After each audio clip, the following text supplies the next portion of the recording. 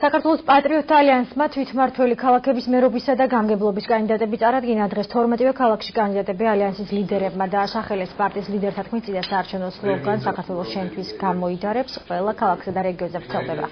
საარჩევნო პროგრამის 5 ძირითადი პუნქტი მოსახლეობისთვის სოციალური მდგომარეობის გაუმჯობესებას, უსაფკაროებისთვის, სახლების მშენებლობას, უფასო სასადილოებსა და მგზავრობას ითვალისწინებს. ყურადღებოთ, მე არ უნდა დავტოვო არც ერთი ქალაქელი ბათუმელი. პროგრამა თქვენ იცით, ჩვენ ყველას დავეხმარებით. ყველას დასახმარებელს დავეხმარებით და მე მიცნობენ ბათუმელები როგორც გემშენებლის დირექტორს ბევრი, როგორც ბათუმელს და მე მგონი უნდა გავიმარჯვოთ. ეს არის 5 პუნქტი ჩვენი პროგრამის. პირველი მუნიციპალური ბინათმშენებლობა 2000 ოჯახი მიიღებს ბინას პირველადი შესატანის გარეშე.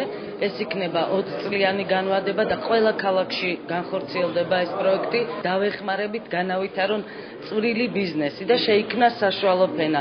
ფონდი იზრუნებს ამაზე დაახლოებით 10-დან 50,000 ლარამდე გამოიყოფა კონკრეტული ბიზნეს იდეების განხორციელებისთვის.